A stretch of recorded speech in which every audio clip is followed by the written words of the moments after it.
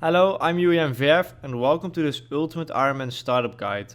Lots of requests for this video, so here it finally is. There are some starting routes included as well, but this is by no means an efficient guide, but more so a guide that explains all the basics you need to know to play an Ultimate Ironman and make use of the mechanics the best you can. The Ultimate Ironman game mode knows the regular Ironman restrictions, and as an extra restriction you cannot use the bank. A common misconception is people thinking you can note items, but this is not true. You can only note specific farming supplies on the tool Leprechaun, and you can note potions now. You can unnote items, but you cannot note items yourself. Another reason I made this guide is because this game mode looks rather intimidating at first, but once you know a little bit more about it, it isn't as bad as it looks like. So without further ado, let's get into the table of content. You can also find the timestamps in the description. So the first chapter is quests. Quest is a really important part on an Ultimate Ironman. There are some quests that require an empty inventory. This means you cannot take any gear or untradables in the quest. Two of these quests are the recruitment drive. This requires an empty inventory entering the area, and Fremennik Trials. This quest requires an empty inventory fighting the boss. Now this is different than any other account because you don't have a bank, so you cannot simply just bank all your items, but instead you have to go in with basically nothing. A good time to work on these quests is at the start of the account where you don't have a lot of gear, or after construction when you can store untradables like graceful. This really depends on the startup route you're taking, but I will get into this in a later stage. Another important part is Entrana quests. You cannot take weapons or armor when you go to Entrana. You are also not allowed to bring a loot bag. The following quests require you to go to Entrana, and a good time to do these quests is early on or after the Regicide quest. The Regicide quest unlocks the Zulrah storage. You can store everything in Zulrah, including untradable items. This is useful, but remember, you cannot die anywhere else because you will lose everything inside of Zulrah. Some exceptions to this are safe minigames like Barbarian Assault and Raids 1, but in general, avoid using this when you're potentially in danger. Now, what I personally did on my account is I did the most important Entrana quests in order to get the Barrels Gloves, because you want to go for Barrels Gloves as soon as possible. And later on, when I completed the Regicide quest, I was able to use the Zulrah storage, and I finished off the last few Entrana quests that were not that important to get early on, but they were needed for the Questscape. Except from the quests that require an empty inventory or Entrana quests, most of the other quests aren't too different compared to a regular Ironman. So chapter 2 is storing items. Now there's a couple storing methods and ways to plan your account via storing, and I will get into detail on each of these storing methods and why they are useful. So the first method, and also the most common method you use on a low level Ultimate Ironman, is just suiciding. This isn't exactly storage, but your items stay on the ground for 1 hour if you suicide somewhere. There are some quick ways to do this, and my favorite methods are the Lumbridge Cave, the Felidor Nights after the Recruitment Drive quest, and picking up nettles in Edgeville. Having your items on the ground can help you with questing and organizing. If you do not have untradable items, you can, for example, really easily do the Entrana quests or Fremennik Trials quest, because this requires an empty inventory, as I mentioned in the last chapter. Construction storage. The construction skill is one of the most important skills to get on an Ultimate Ironman. One of the reasons is because of the costume room. In this room there are various things you can build that let you store items and armor sets. The wardrobe is the most important one to get because this lets you store graceful. The armor case, cape rack and treasure chest are other wonderful examples of storage. The servant's money bag is not a piece of furniture that can be built in the corner space of the bedroom of the player owned house with a construction level of 58. This is also a really important piece to get because it lets you store 3 million GP. You can withdraw money at any given time. An alternative way to store money is the Nightmare Zone coffer and the Last Man Standing coffer. Another important part of construction are stash units. but you will use most stash unit in a much later stage of the account, and I will get into this in a later stage of the guide. The loot bag, the most common item you use for storing, and you can get a loot bag from the bounty hunter store with bounty hunter points, or kill NPCs in the wilderness with a drop chance of 1 in 30. The most safe NPC to kill for a loot bag are thugs under Edgefill. You can store up to 28 items in the loot bag, and you can only store items when standing in at least wilderness level 1. You cannot store untradeable items such as defenders, graceful, etc. And to get anything out of this bag, you need to suicide with all of its content.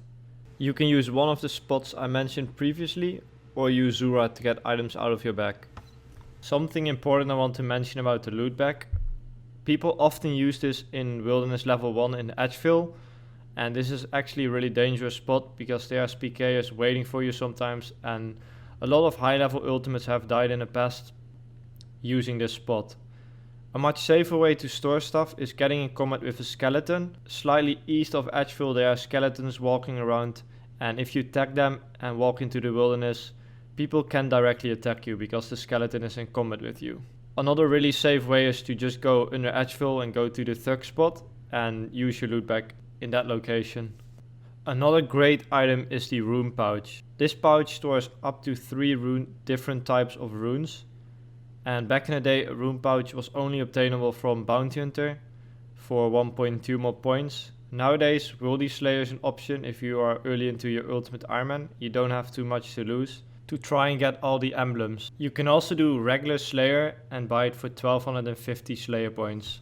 And it's something you can miss out on. It stores 3 types of runes and you can save a lot of inventory space. When you are, for example, suiciding and you got a rune pouch in your inventory, you keep the rune pouch and the content so you can directly use teleports. The next item that stores content is the seed box. This box holds 6 different types of seeds and can be obtained from the tide farming minigame in Zeya. It requires a minimal farming level of 34 and it will take you around 6 hours to obtain. It is similar to the rune pouch, but instead it holds seeds instead of runes. You get lots of seeds while doing activities like Slayer, and having this around helps you put away the seeds quickly, and it saves you a lot of inventory space. Another item from the Slayer store is the herb sack. This sack lets you store 30 grimy herbs of each type. This is useful when grinding Slayer for a long time, and the item can be obtained for 750 Slayer points, with a minimal level of 58 herb lore. Any herbs in this bag will disappear upon death to an NPC. I personally never got this item on my Ultimate Ironman, but if you plan on getting a lot of herb lore levels and you are going to do a lot of Slayer and want to keep all the herbs in a much easier way than noting all of them, then the herb sack is a perfect item to get. Zulrah storage. We got into it a little bit before, but Zulrah is a great way to store your items when you are absolutely sure you cannot die. For example, when you are skilling or doing Entrana quests. But I would not use it if you know you have a potential to die because you are always risking your items. In this case, it is much better to organize your loot bag as much as you can and keep everything with you in case you die. This is why you see Ultimate Ironman often use a really full inventory while trading skills like Slayer, because the risk is too high to store all the items in Zulrah and risk dying. If you are familiar with the Zulrah storage, that is awesome. If not, a rule of thumb to remember of the order of getting your items back is you start with the inventory from top to bottom, after that the gear from top to bottom, and lastly the content in the loot bag. The following items will be destroyed if you suicide at Zulrah: the bolt pouch, including the content, the flame tear bag, a lunar staff, a loot bag, and the ring of the carols. The content of the loot bag will of course be handed back. The last method that I want to mention are similar storage methods compared to Zulrah. The difference is payment in these cases. A good example is the Vorkath boss. If you die, all of your items get stored at Vorkath. You pay 100k GP to reclaim your items, and you get an interface with all of your items. This includes items from the loot bag, your inventory, and even a rune pouch. This will speed up your prepping by quite a lot, because you can select specific items and leave items that you will need later. Similar spots like Vorkath are the Theater of Blood chest, the Gargoyle boss chest, and another spot is the Volcanic Mine. but instead of GP you have to pay 150 numelites. This is currency on Fossil Island. I personally only use Zulrah and Vorkav storage because these spots are the most easy to get to. Chapter 3. Starting routes. Now that you have learned a little bit about questing and storing items, we can get into the starting routes. My personal favorite starting route is the route I used, and it is the following. You want to aim for Graceful as fast as possible. You can get Graceful at around 58 agility if you use the Canonfish course for the Marks of Grace. After Graceful you have two choices of making money. You can do Agility Pyramid, which is one of the best early methods for GP, or you can pick the Thieving route. This requires the Feud quest for blackjacking. This is also a solid way to get GP for construction and unlocks the secret Ali rune shop in Al-Kharid that you need in a later stage of this route. Once you obtain enough money, you can start the construction training. You want to aim for at least 50 construction to unlock the basics in the costume room and unlock all the portal rooms. A great way to train construction is making oak ladders with the sawmill. I found an old video where I used this method. If you don't have a room pouch, you don't get the same XP per hour, but you can make a table instead of a third oak ladder. This method requires Enlightened Journey quest, but you can also just teleport to Varrock and walk to the sawmill instead. This is what I used for my first construction levels. After you get all your construction levels, you can make the rooms you need and buy all the runes you need for the portal rooms. You can get the money by using one of the previous methods mentioned earlier, and you can buy the runes in the secret Ali shop. Once you finish these things, you have Graceful, a way to store it, and a great way to make money, and this is enough preparations to go for the Barrow's gloves. In my opinion, playing an Ultimate Ironman is really fun because you can plan the account the way you want. I see everyone plan a different way, and once you complete your Barrow's gloves you can decide what to do next. Mostly I see people go for the maxing efficient skilling route or take the PVM direction and start with Slayer. Another route you can take is the Winnerthought route. I know a lot of people like to start with Winnerthought, and I personally think it isn't as good because you won't get the maximum loot potential compared to being a high level, but it's a great alternative getting your construction levels and early GP and supplies. Instead of starting with Graceful, you want to start with Winnerthought because you're still low hit points. You want to aim for at least 15 to 20 construction before you start, and you can get that via regular planks. You can buy planks in a sawmill or pick regular planks near Barbarian Assault or on Entrana. You want to get some early construction levels to boost the XP you will get in Winnerthought. You can use the solo Winnerthought method for 50 construction by repairing braziers. If you use the solo method and play the game efficient, you can get 50 construction between 85 to 90 firemaking. You can also do Winnerthought in teams, but you won't get as much construction XP, so getting 50 will take you a lot longer. After you finish the Winnerthought grind, you can get the Graceful and make more money with the Agility Pyramid if necessary. After that you can follow the previous path to get to Barrow's gloves. A good first step after this is going for the Glory Amulet. You can get this via Hunter or crafting. If you pick the Hunter method, you can get yourself lots of red chins for early range levels and a decent way to make money with implings.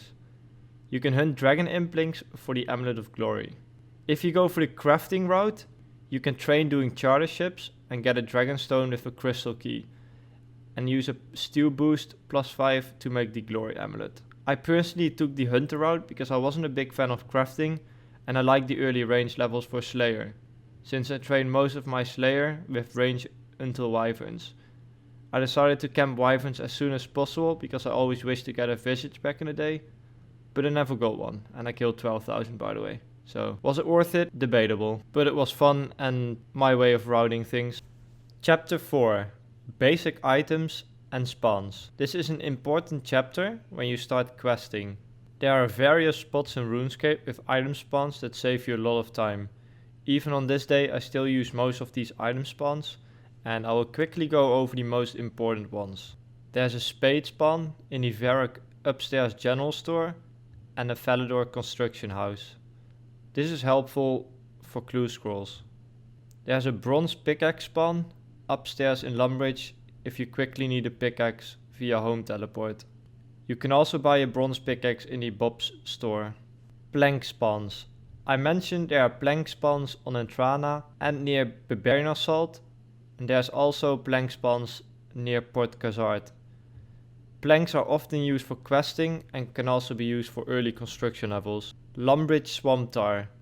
In the swamp near Lumbridge there are plenty of swamp tar spawns. This is helpful if you're for example using tar and pestle mortar when doing tick manipulation skilling. Swamp tar is also required for some quests. The gold bar spawn in a Varrock basement. You can telegraph this gold bar and this is very helpful for making jewelry and some questing. The silver bar in the Ardun silver store.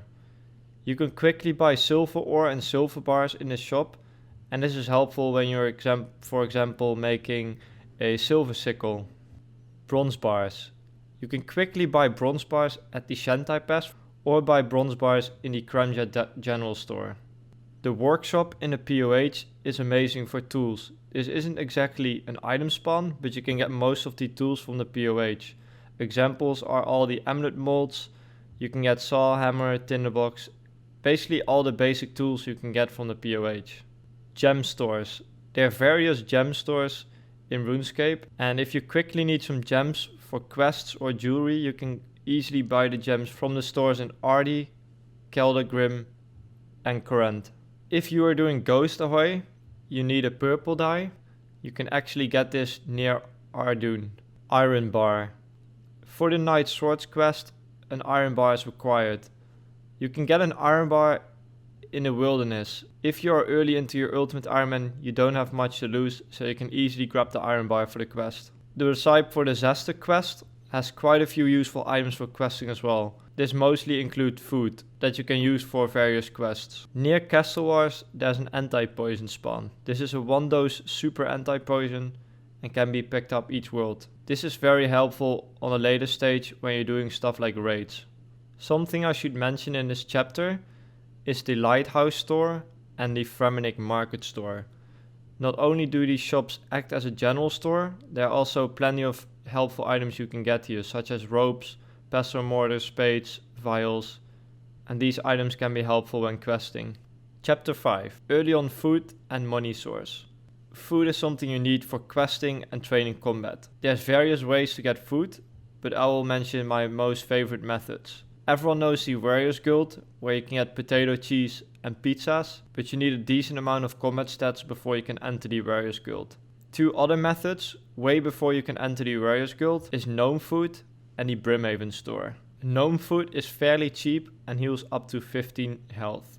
An example is the Chocolate Bomb and the Tangled Toad. The Brimhaven store sells Koremwan, and this can be used as combo food as well, which heals up to 18. You can also buy lobsters and swordfish. Another great food source is cakes from the cake stall in Ardi. This heals 12 hit points per cake, but remember there are 3 pieces of 4 hit points, so you can't instantly eat it for 12 hit points. But it has the lowest requirement and definitely something I use doing some early on questing. Another method that I used early on the account was just fishing. You can just fish your lobsters and use this as food. This is of course a slower method, but you do get some fishing XP in the process. There are various ways to make money on a low level Ultimate Ironman, and I have used the following. Agility Pyramid is your way to go for money. You can easily do this after the Graceful set, and each run gives you 10,000 GP. I use this to train my construction and buy my first weapons and gear. Another great money making source is Hem Chests for jewelry. You can high out the jewelry or sell to the store in Port Sarim. You can use this method after the Dead of the Dorshun quest. The first time you will enter this area is during the quest. Another decent way to make money, which is also mentioned in the startup route, is blackjacking. This isn't as good as the previous methods, but it's a great way to train stats and make money at the same time, since you train your thieving levels. Another honorable mention is the 10,000 GP stack from the Stronghold of Security and steel plate legs and steel plate bodies in the wilderness. Since you don't have much to lose early on the Ultimate Ironman, you can easily grab an inventory of steel plate legs and bodies in the wilderness and sell them to the armor shops for some early cash. I spent this money on magic runes for questing, because you can use magic for most of the questing bosses early on. When I progressed my ultimate to a further stage, I mostly made my money through High Elf King Slayer drops and doing clue scrolls. Chapter 6. The best stash units for an ultimate Ironman. Stash units can be a really overpowered way to store items on an ultimate Ironman. You most likely won't be using this until a later stage, but I'm still going to mention some of the possibilities you have with them. My 3 top favorite stash units on an ultimate are the Slayer Helm Warriors Guild Master Stash unit. This stash unit stores a Dragon Battle Axe, any type of Slayer Helm, and a Dragon Defender. This stash unit is great when you're doing Slayer and want to take a break from Slayer. You can easily store the Slayer Helm and the Dragon Battle Axe and Defender in the stash. These are all items you use while doing Slayer. The Whip stash unit. Now this stash unit is a little tedious to get because you need spine chaps, but overall this stash unit is great because it's basically a really easy way to store your whip. The Legends cape that you use for the stash unit can easily be stored in a POH cape rack. The Bendel's Godsword stash. This is one of the hardest stash units to get on an ultimate Ironman, but one of the most useful. You need a Bendel's Rune plate body and a Bendel's cloak. These 2 items are really RNG based from clue scrolls, but are really useful. I got lucky and I got my Bendel's Rune plate body on around clue scroll 100, so I hold on to it and grinded out this stash unit in a later stage. It allows you to store a Godsword and a Godsword blade. I use this stash unit when I'm doing Core Beast, for example. Most stashes that I used in the past are elite stash units. Some great examples are the Rune Crossbow stash, the Lava Battle Staff stash, the Dragon Boot stash, Dragon Spear stashes, and the Dragon Mad Helm stash. I'm still working on completing most of my master stashes, but there are some really useful master stashes.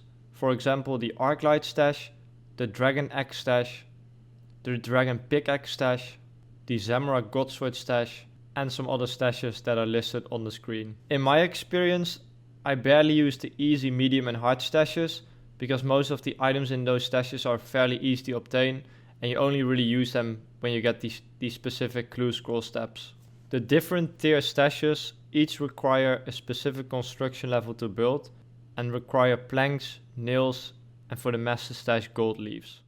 Okay, there's one more thing I like to mention. I don't really know where to fit this part in the guide, but in Remington, the general store, there's a guy called Fials, and this works as a bank as well. You can unload items on this guy for a certain amount of GP. For example, I have adamant ore here. Let's say I want to unload 10 adamant ores. Now I have a lot of inventory space right now, so one thing I can do is buy like junk items here, and so I have exactly 10 inventory spots. This of course works, but another tip is you can quickly just unload your armor, figure out how much inventory space you need, maybe empty your room pouch, and let's see, 4, 5, 6, 7, 8, 9, 10. Alright, so you have 10 spots now, and you can unload whatever you have noted on this guy, and as you can see, it's 5 GP per node. So there we go, we unloaded 10 things, and now we can just fill everything up and just equip the armor again and continue with what you were doing. This is of course just an example, but this is something very useful when you are playing the Ultimate Ironman. I also often use this spot to note my grimy herbs. There's a tool latch on here and you can unnote here, so you can just run between the two, unnote the grimy herbs here, clean them on the way, and then use them on this dude. So that's another nice tip. If you are still confused about the Zulrah part, Settled got a more detailed Zulrah guide, so check his video, it will be in the description. I put my heart and soul into making this video and I really hope it helped you. There aren't many Ultimate Ironman guides on YouTube and we need more Ultimate Ironman in the community because it really is a beautiful game mode. I never had as much fun in a game since I started my Ultimate, and it is never too late to start one, remember guys. A like and subscribe would really help me out. Let me know in the comments if you learned something, and if you got this far into the video I really appreciate it, legends. See you next video, have a good one.